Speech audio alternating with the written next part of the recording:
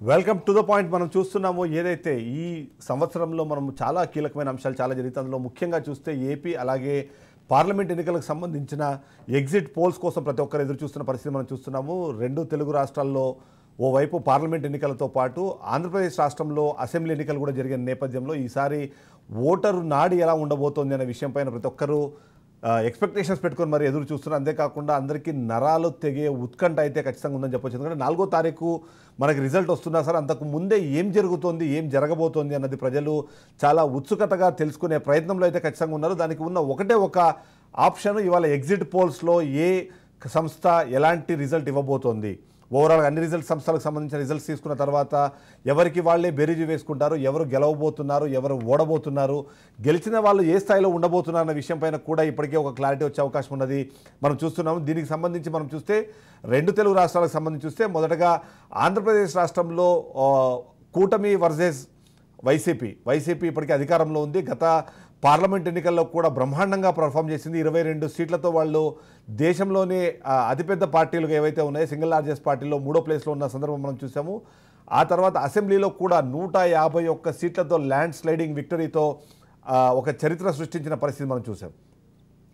అదే సందర్భంలో 2019లో తెలంగాణ రాష్ట్రానికి సంబంధించి చూసినప్పుడు అప్పుడు కేవలం అంటే బీఆర్ఎస్, బీజేపీ అలాగే కాంగ్రెస్ 3 పార్టీల మధ్య ఒక రకమైన హోరాహోరీ పోరు ఆ రోజు నడిచింది, ట్రయాంగిల్ ఫైట్ నడిచింది. ఆ సందర్భంలో అప్పటి వరకు ఎవరు ఊహించని విధంగా బీజేపీ పార్టీ 4 సీట్లను కైవసం చేసుకోవడంతో పాటు కాంగ్రెస్ పార్టీ కూడా ఎంతో కొంత మంచి పర్ఫార్మెన్స్ అందించిన పరిస్థితి మనం చూసాము. బీఆర్ఎస్ పార్టీ వన్ సైడెడ్గా ఉన్న ఒక్క సీటు, ఎప్పుడు ఎంఐఎం పార్టీ ఎప్పుడు గెలుచుకునే ఒక సీటు, హైదరాబాద్ ఎంపీ పార్లమెంటు స్థానాన్ని తాము కైవసం చేసుకోవడం మనం చూసాం. అదే 2024 వచ్చేటప్పటికి ఈ ట్రయాంగిల్ ఫైట్ కాస్త నెక్ టు నెక్ ఫైట్గా మారింది అని మనం ఖచ్చితంగా చెప్పవచ్చు. ఎందుకంటే బీఆర్ఎస్ పార్టీ 2023లో జరిగిన ఎన్నికల్లో ఓడిపోవడము, ఆ తదనంతరం జరిగిన పరిణామాల నేపథ్యంలో దాదాపుగా రేస్లో లేనట్టే మనం చెప్పవచ్చు. కేవలం బీఆర్ఎస్ పార్టీ నామమాత్రపు పోటీ మాత్రమే మనకు కనిపించింది.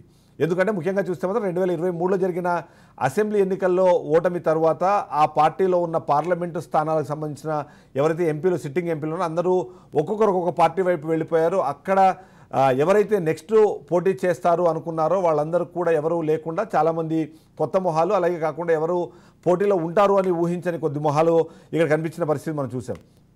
ఈ విధంగా చూస్తే మాత్రం ఈసారి 2024లో ట్రయాంగిల్ ఫైట్ కాస్త ఖచ్చితంగా నెక్ టు నెక్ ఫైట్ అవుతుంది. ఈసారి బీజేపీ వర్సెస్ కాంగ్రెస్ అంటే ఎన్డీఏ వర్సెస్ ఇండీ కూటమి మధ్యలో మాత్రమే ఈసారి ఇక్కడ పోటీ మనకు కనిపిస్తుంది. ఎంఐఎం యాజ్ యూజువల్గా ఒక స్థానంపైనే వాళ్ళు కన్నేశారు, దానిపైనే కాన్సన్ట్రేట్ చేశారు. ఈసారి దాన్ని దక్కించుకుంటామనే ఒక ఆలోచనలో అయితే ఎంఐఎం పార్టీ ఉంటే, అదే సందర్భంలో బీజేపీ పార్టీ దాన్ని ఈసారి అంత ఈజీగా తీసుకోలేదు. మాధవీలతను బరిలోకి దింపి అంతేకాకుండా ఎప్పుడూ లేని విధంగా మొదటిసారి ఎంఐఎం నాయకులు అసదుద్దీన్ ఓవైసీ ఎవరైతే ఉన్నారో అతను చావు వరకు కూడా మాట్లాడే పరిస్థితిని క్రియేట్ చేసి ఎంతో కొంత భయాన్ని అయితే రేకెత్తించారు అనే విధంగా విశ్లేషణలు వినిపించేలా జరిగిందన్నది మాత్రం ఖచ్చితంగా మనం చెప్పుకోవాలి.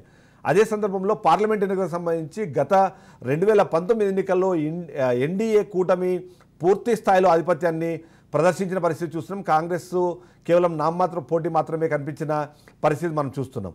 ఇప్పుడు చూస్తే మాత్రం 2024లో ఈసారి పరిస్థితుల్లో మార్పు వచ్చింది అన్నది అయితే ఖచ్చితంగా తెలుస్తుంది. ఎందుకంటే గతంలో బీజేపీ పాలిత రాష్ట్రాల్లో 2019తో పోలిస్తే 2024లో తగ్గడం, అంతేకాకుండా ఈ మధ్యకాలంలో జరిగిన రిజల్ట్స్లో కూడా పూర్తి స్థాయిలో ఆధిపత్యాన్ని ప్రదర్శించలేకపోయింది అనే విధంగా విశ్లేషణలు వినిపిస్తున్న నేపథ్యంలో 2024లో ఏం జరగబోతుంది అన్న ఉత్కంఠ అయితే ప్రతి ఒక్కరిలోనూ ఉంది. అంతేకాకుండా ఈ మధ్యకాలంలో జరిగిన పరిణామాలు, భారత్ జోడో యాత్ర ద్వారా కాంగ్రెస్ పార్టీ ముఖ్యంగా రాహుల్ గాంధీ ప్రజల్లోకి వెళ్ళిన విధానము, ఆ విధానం ఖచ్చితంగా సక్సెస్ అయింది అని ఇప్పటికే ఇండీ కూటమి భావిస్తున్నది. అయితే ఇండీ కూటమిని ఏర్పాటు చేసే క్రమంలో జరిగిన కొన్ని లుకలుకలు అయితే మనకు ఖచ్చితంగా కనిపిస్తున్నాయి. ఆ లుకలుకలు ఎలాంటి రిజల్ట్స్ ఇవ్వబోతాయి అనే విధంతో పాటు, ఆ విషయంతో పాటు మరొక కీలకమైన అంశము అరవింద్ కేజ్రీవాల్ అరెస్టు, ఏదైతే మనకు సంబంధించి ఏదైతే ఈ లిక్కర్ స్కామ్లో లిక్కర్ కేసులో తను అరెస్ట్ అయిన తర్వాత దాని ప్రభావం ఎంత ఉంది అన్న విషయం పైన కూడా ఖచ్చితంగా చర్చలు జరుగుతున్నాయి. మొదటగా ఆంధ్రప్రదేశ్ రాష్ట్రానికి సంబంధించి గతంలో ఏం జరిగింది అన్న విషయంలో మనం డిస్కస్ చేసే ముందు ఓవరాల్గా చూస్తే ఎగ్జాక్ట్ ఏవైతే పోల్ సర్వేలకు సంబంధించిన ఒక చిన్న ఇంట్రడక్షన్ ఇవ్వాలనుకుంటే, ఎందుకంటే ఎలక్షన్లకు సంబంధించి ఒక ప్రాసెస్ స్టార్ట్ అవ్వడానికి ఒక 6 నెలల ముందు నుంచే ప్రతి ఒక్కరూ తమ పార్టీ అధికారంలోకి వచ్చే అవకాశం ఏమాత్రం ఉంది అని పార్టీ స్థాయిలోనూ, అలాగే మేము గెలిచే అవకాశం ఏది ఉంది, ఎవరు గెలిచే అవకాశం ఉంది అనే యాంగిల్లో సర్వేలు చేయించుకుంటున్నారు. ఆ సర్వేలు చేయించుకొని ఆ రిజల్ట్స్ని బేస్ చేసుకొని అభ్యర్థులని నిలబెడుతున్నారు. అంతేకాకుండా అభ్యర్థులు నిలబెట్టిన నేపథ్యంలో ఆ సర్వే రిపోర్ట్లను చాలా ప్రాతిపదికగా తీసుకున్న సందర్భాలు మనం చాలా చూసాము. ఈసారి కూడా ఆంధ్రప్రదేశ్ రాష్ట్రంలో అలాంటి పరిస్థితే మనకు కనిపించింది. ఓవరాల్గా చూస్తే మాత్రం ఖచ్చితంగా గెలుపు గుర్రాలను మాత్రమే బరిలోకి దించాలనే ఆలోచన విధానంలో పార్టీలు వెళ్ళిన తర్వాత ఈ సర్వే రిపోర్ట్లు అన్నవి pre poll survey, exit poll survey లేదా పోస్ట్ పోల్ సర్వే అని 2 సర్వేలు జరుగుతున్నాయి. ప్రీ పోల్ సర్వేలో ముందుగా వాటిని అంటే ఎవరు ఏ అంశాల వారీగా విడిపోతున్నారు, ఎవరు ఎలా ఏ పార్టీకి ఓటేసే అవకాశం ఉంది అన్న సర్వే సంస్థలు ఒక రిజల్ట్ని చేస్తున్నాయి. సెఫాలజిస్టులు కొద్దిమంది దానికి సంబంధించి ఒక కీలకమైన డేటా కలెక్ట్ చేస్తున్నారు. ఎన్ని నియోజకవర్గాలు ఉంటే అన్ని నియోజకవర్గాలకు సంబంధించి మినిమం 500 నుంచి దాదాపుగా 5000 శాంపిల్స్ వరకు కలెక్ట్ చేసి వాటిని సెఫాలజిస్టులు ఒక అనాలిసిస్ చేసిన తర్వాత ఏ పార్టీ అధికారంలోకి వచ్చే అవకాశం ఉంది, ఏ పార్టీ ఏ సీట్లో ఎలా పర్ఫామ్ చేసే అవకాశం ఉంది అనేది చెబుతూ వచ్చారు. ఎగ్జిట్ పోల్ వచ్చేటప్పటికి మాత్రం ఓటు వేసి బయటకు వచ్చిన వ్యక్తులు ఎవరైతే ఉన్నారో వాళ్ళకి సంబంధించి వాళ్ళ దగ్గర నుంచి డీటెయిల్స్ తీసుకొని ఎవరు ఏ పార్టీ వైపు మొగ్గు చూపారు అని చెప్పే ప్రయత్నం అయితే 100% ప్రతి పోలింగ్ సర్వే చేస్తూ ఉన్నది. మనము ఇప్పుడు ఒకసారి అంటే 2019లో ఎగ్జిట్ పోల్స్ ఏం చెప్పాయి, ఎగ్జాక్ట్ పోల్స్ ఏమి వచ్చాయి, ఎగ్జాక్ట్ రిజల్ట్స్ ఏమి వచ్చాయి అనే విషయంపైన మనం చూద్దాము. కొన్ని సర్వే సంస్థలు ముఖ్యంగా దేశవ్యాప్తంగా బాగా ఫేమస్ అయిన సర్వే సంస్థలు ఏం చెప్పాయని మనం ఒకసారి చూస్తే 2019 అసెంబ్లీకి సంబంధించి చూస్తే మాత్రం అసెంబ్లీలో 151 సీట్లతో వైఎస్ఆర్సీపీ అధికారాన్ని చేజెక్కించుకుంది. అలాగే 23 సీట్లతో ఆ రోజు టీడీపీ పార్టీ అలోన్గా వెళ్ళడము, జనసేన పార్టీ సపరేట్గా వెళ్ళిన తర్వాత 23 సీట్లతో టీడీపీ పార్టీ 2వ స్థానంలో ఉంటే జనసేన 1 సీటు రాపక వరప్రసాద్ గెలిచిన సీటు మనం చూస్తున్నాము. ఆ సందర్భంలో ఆరిజిన్ చూస్తే మాత్రము ఏ సర్వే సంస్థ ఏమి రిజల్ట్ ఇచ్చింది అని ఒకవేళ మనం చూస్తే యూజువల్గా పీపుల్స్ పల్స్ సర్వే ఆ రోజు 112 సీట్లు వైసీపీకి ఇచ్చింది. ఒకసారి చూస్తే వీడీపీఏ 111 నుంచి 121 స్థానాలు వైసీపీకి ఇస్తే 54 నుంచి 61 స్థానాలు టీడీపీకి, 4 స్థానాల వరకు జనసేన గెలిచే అవకాశం ఉందని అప్పట్లో చెప్పిన మన పరిస్థితి చూస్తున్నాము. ఆ సందర్భంలో చూస్తే మాత్రం జనసేన ఇండివిజువల్గా పోటీ చేసే క్రమంలో 2 స్థానాల నుంచి జనసేన అధినేత పోటీ చేసిన సందర్భం మనం చూసాము.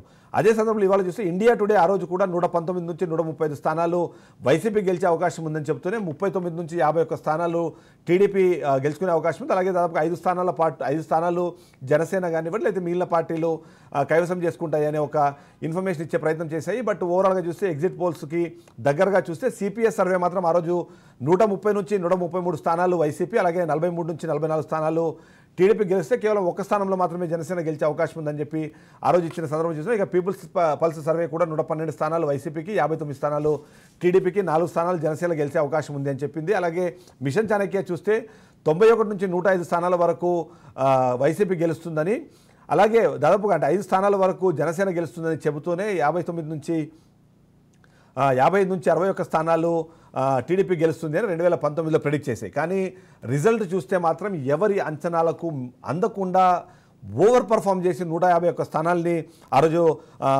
వైసీపీ తీసుకోవడం, 23 స్థానాలకి టీడీపీ పరిమితం అవుతుందని ఎవరూ ఊహించలేకపోయారు. ఆ ఊహకు అందని విధంగా ఆ రోజు 23 స్థానాలకు మాత్రమే టీడీపీ పరిమితమైన పరిస్థితి మనం చూస్తున్నాం.